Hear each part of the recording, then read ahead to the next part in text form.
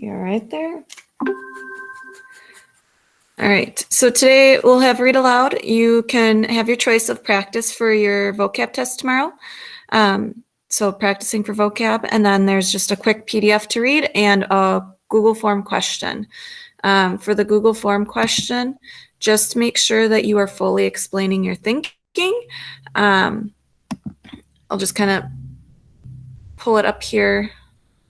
So it says first and last name capitalized, so that's a point. And then you get 4 points for this question of how does education benefit the life of a refugee? And make sure you give more than one way. So you need at least 2, and then you need to fully explain your thinking for each. So that's how you get the 4 points at least. So make sure you're fully explaining your thinking on that. Otherwise, that's it today. I didn't want it to be too much, so that's why I moved your silent reading and conferring entry for tomorrow. If you want to do it today, you're more than welcome to. Just know that the silent reading and conferring entry is down by Monday's work in Google Classroom. So I have a question for those of you who are here, but I want to wait till the end of our read aloud to ask. So it's not too long of a recording for others, but it's a super quick question just on like personal feedback on how you guys are thinking social studies is going and what kind of format you like your information to be delivered in. So your assignments. We left off yesterday with chapter 24, and they are trying to travel through the old city where we found that it's very much broken down in ruins. And with that, all the entrances are blocked, but they found a different way through a shop that had some sort of explosion on the back side of it. And with that, when they appeared in the alley on the other side of the shop, it was extremely quiet and very sketchy. And they said how there's a ton of snipers sitting at the top of the buildings that pretty much would shoot at different people. And so they kind of got a little nervous, and it ended with, it was too quiet, thought Nadia. The hair on the back of her neck was rising. Wait, hissed Basel from up ahead. She and Derek froze, staring toward a gap between 2 sagging houses where the boy pointed. Sandbags piled high, blocking the parallel street. A man stood beneath the balcony, his cigarette glowing in the shadows. Turn around, she whispered urgently, tugging on the harness. Jamila's eyes were rolling with fear. So it kind of ended with a very suspenseful moment of, who is that person? Is that person going to be dangerous? Or is he going to try and shoot them as they try and turn away? So a lot of scary stuff going on. So we are picking up where we left off. Chapter 25, October 11th, 2013, 4:18 p.m. And our last entry was at 3 p.m. So I'm thinking they're probably gone already. Go, go, go, hissed Basel, grabbing Mishmish and shoving him inside the canvas bag for safety. I can't, the cart, it's stuck, cried Nadia, tugging on Jamila's reins. Tarek crawled under the cart to push from behind. Amal Mason slipped down from the back and joined him, face white with exertion, breathing heavily. Oh no, thought Nadia, desperate to just get away. Just leave the cart. Her eyes met Jamila's, which were rolling with fear. But we can't leave her. She patted the frightened animal's neck, whispering, It's okay, girl. Wait. Wait! Stop! Called a harsh voice. Footsteps echoed up the alley. Come on, girl, Nadia urged as the cart creaked forward, but it was too late. A pack of men in civilian clothing blocked their path. Who are you? Asked a shaggy-haired figure at the head, his rifle raised. My name is Kaiser Mason Cater, said Amo Mason, coming to the front to shield the kids, shakily holding up his hands. I'm a bookseller traveling with my grandchildren. "What are you doing here?" asked the man, his eyes narrowed. "Our house was destroyed by Barmila," continued Amomazan, sagging against Jamila. "We are trying to reach relatives beyond the old city." "Brother Khalid! Brother Khalid! Brother Khalid!" called a voice from the back. "They're just civilians." So the leader's name of this group must be Khalid. Nadia frowned, trying to place the man's accent. The interrogator hesitated, lowering his rifle as the lean figure elbowed his way to the front. Heart racing. Nadia stared at the young man, dressed in crisp jeans and a thick coat, carrying a camera in a bandaged hand. His dark eyes were shrewd, and his week's worth of stubble grew along his jaw. "They could be helpful," he said to the leader, Khalid, who nodded. Then he turned to them. "My name is Amen. I'm a journalist. I'm sorry that we frightened you." "You did?" Pascal blurted out. Amen grinned. "I don't want to inconvenience you, but are you coming from the western side of the city?" Before Amomazin could reply, Basal piped up. "Yes, from Salahadin." Nadia elbowed him to be quiet. "I heard rumors that the army was pushing in from that point," said Amen. "Do you mind if I ask you a few questions?" Amomazin looked warily at him and the armed men, but finally nodded. I wonder if these guys are to be trusted. 20 minutes later, they were huddled around a fire, juggling mugs of hot sweet tea and handfuls of almonds, while Amomazin provided Amen with news of Saladin, the spat of Barmila attacks, and the impending movement of the Syrian army. Nadia eyed Amma with a pang of worry. Although he'd taken a pill the doctor had given him back at the church, he was drooping in his seat. "Thank you for agreeing to talk with me," said Amen, jotting down notes. "I want to tell the outside world what is happening here, share the stories of the people and their suffering. The Assad regime has a stranglehold on the news coming out of the country. He's kidnapping, torturing, and killing journalists. But I and others like me will not let him hide his crimes." So we talked about before how with these type of government controls where they're very authoritarian, they are controlling all aspects of communication. So thus, no telephones, no websites or online access, internet access, and definitely has control of the news that leaves the city to the rest of the world. Thus, why it makes sense of why he would be kidnapping, killing journalists. So it sounds like Amen is a journalist who's trying to still fight for that. He's not scared of what the President Bashar al-Assad is doing. Amomazin smiled at his earnest expression.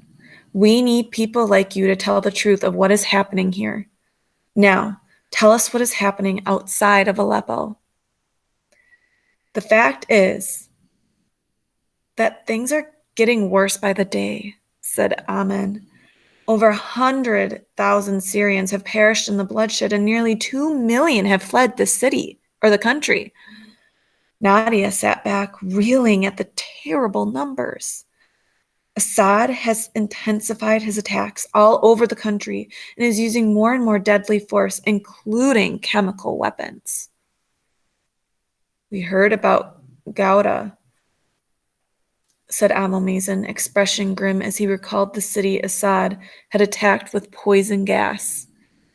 "There are rumors that Assad's plans to encircle Aleppo and cut rebel supply lines into the city, but it's not just the government," he added, voice falling an octave as he eyed his companions. "Rebel groups, including foreign fighters, are carrying an atrocity carrying out atrocities against civilians. There are bombings, executions, kidnappings, tortures.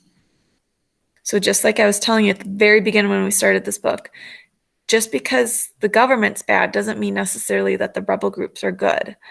Um, it all depends on the actions that they have. So just keep that in mind, that there are rebel groups too that are out there, not only that are attacking other rebel groups because Assad's, trying to pinpoint them against each other, but there are also rebel groups that are harming just plain old civilians who aren't taking a side. Um, and that's kind of connected to the very beginning of when we were talking about this, when we first started the book and we're trying to gain some knowledge about this conflict happening in Syria. What is the outside world doing? Asked Tarek aghast. Ahmed's nostrils flared. The Americans, Europeans, and others sit at the United Nations just bickering, while the Syrian foreign minister pompously tells them that Syria is not engaged in a civil war, but a war on terror.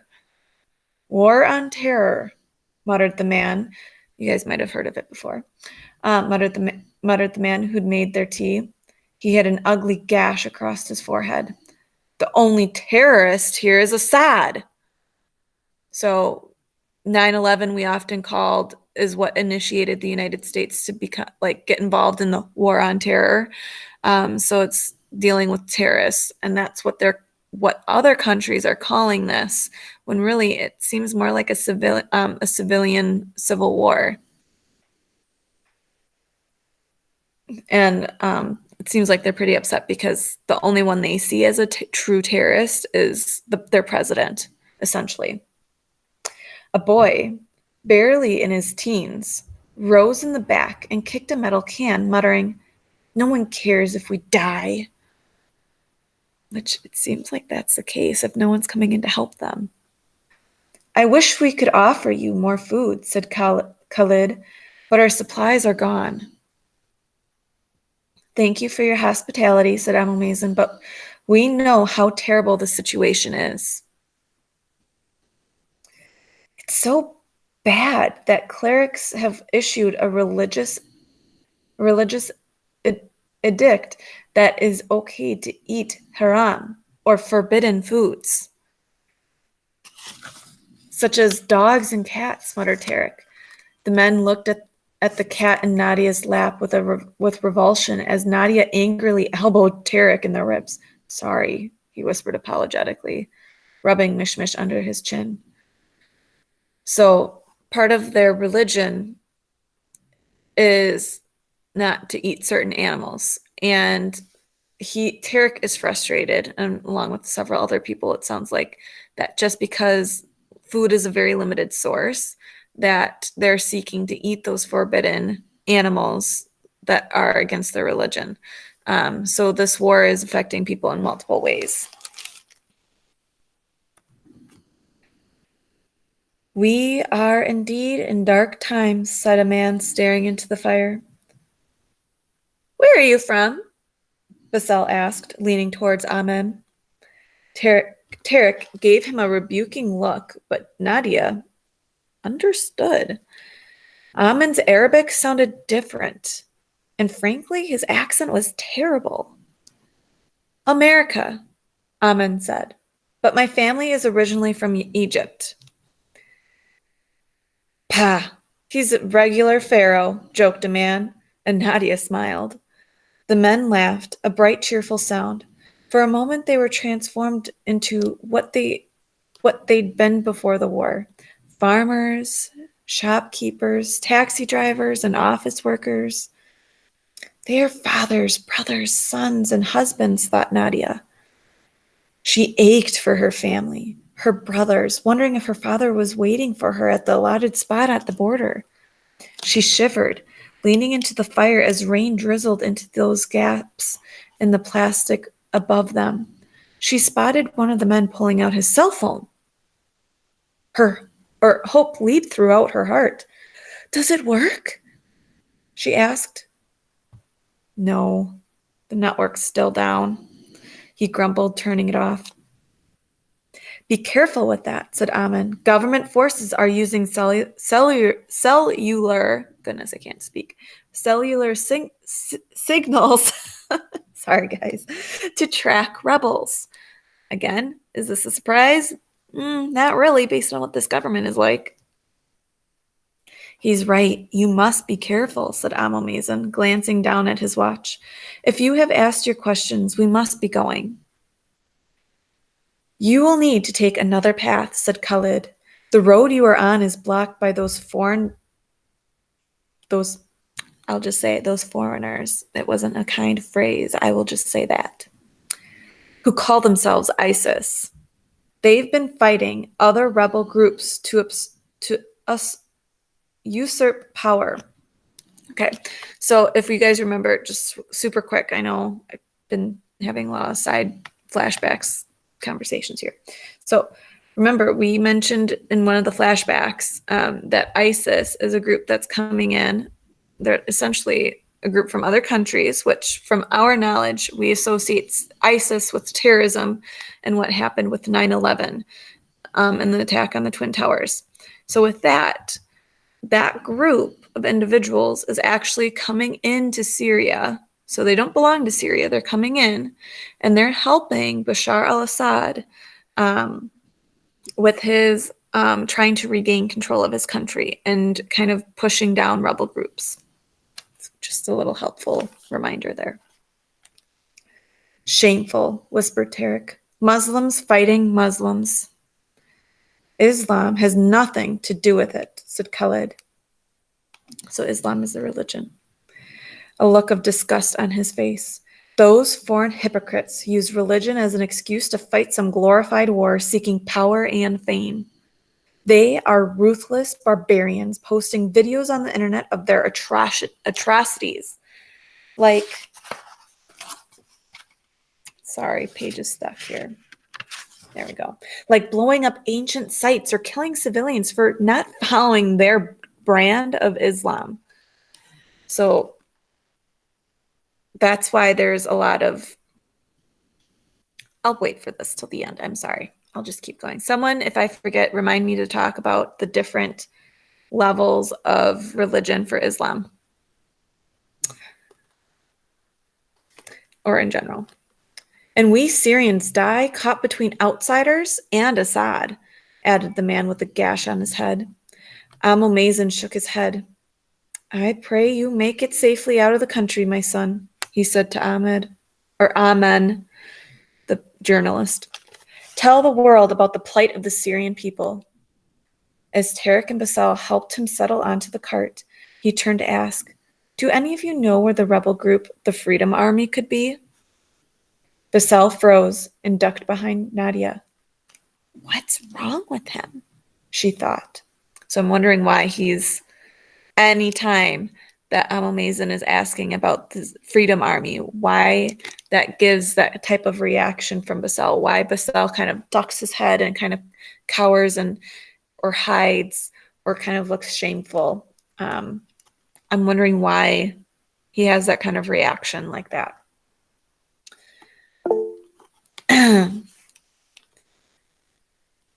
Freedom Army? Asked Khalid.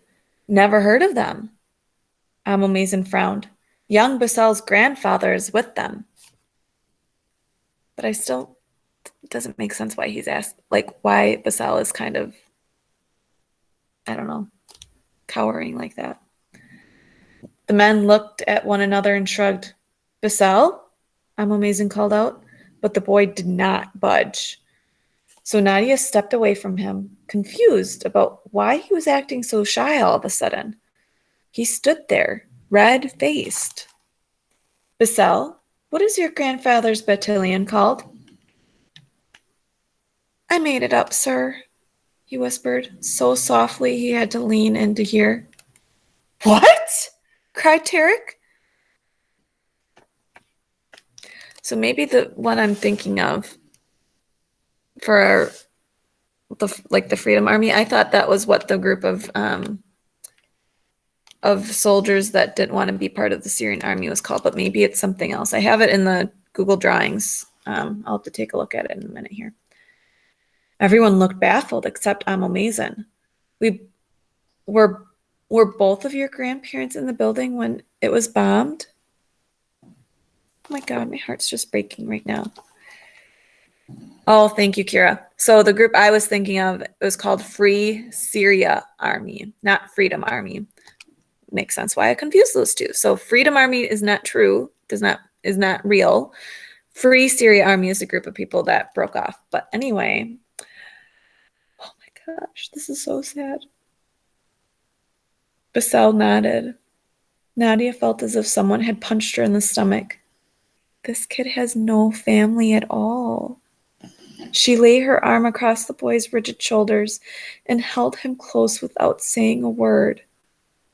All right, then, said Amo Mason, as if the conversation hadn't even taken place. We must be leaving now. Gosh, I'm just so sad for him. I wonder why he told that lie. Basel's hand clutched hers. Nadia followed a circuitous route, meaning like a circle type of route, northeast, as directed by Khalid. Basel was her responsibility now, whether she liked it or not. As was Amo Mason, who lay in the cart with his eyes closed. He needs to get to a doctor quickly, she thought. They headed deeper into the old city. The air grew redolent with the smell of smoke, and an inky residue coated the buildings. Nadia ran her finger along a wall, and it came back covered in soot. A memory stirred in her mind of the previous year on a cool September night, which tomorrow's chapter will start beginning with that memory. So, couple of things. One, I'm wondering why Basel lied. So if you have an idea or an inference, yep, Michael, I got it. Thank you. I wonder why Basel lied about his grandpa. So drop your inference or thinking in the chat. Two, I am wondering now, what are they going to do? I mean, now they still have to head north to Turkey. But that kind of ruins one of my thinking from before of maybe Nadia's going to stay with the grandpa and Basel. And, so now I'm kind of curious how this is going to play out. I was not expecting that plot twist of not having Basel's grandpa actually be alive and that he made that up. It makes sense why he was kind of bashful about it all. And I'm wondering if he just told the lie to be able to go with them and have an excuse to kind of follow with them and take them along or take him along. But yeah, that's so heartbreaking. The other thing that I wanted to talk about was with history. And even today, there are people that talk about like Muslims as all of them are terrorists, and that's not true. And how whenever people see someone with Muslim attire or Islamic attire or what we would associate their culture to wear, like a turban or a certain skin color, people become very stereotypical and actually kind of racist about this, how they associate that person, that look, that culture, that religion with terrorism. And that's not the case. That is a very, very extreme group of wanting to achieve a certain look of what they believe. So they have a very extreme view. And that's not always the case for all of them. As you could see in our read aloud today, even other Muslims, or for example, the characters in here were very much like ashamed of that group. And they were kind of sad with the fact that Muslims were fighting Muslims, just because that one group has such an extreme view. So just kind of keep that in mind. that we even today still fight a lot of stereotypes, especially with racism, whether we recognize it or not. And that's just kind of one example. Is a lot of people will associate different religions as that extremist view that we always hear in the news, but that's not always the case. So just kind of keep that in mind. I'm going to end the recording, and then I'm going to have a question for you guys that are still here.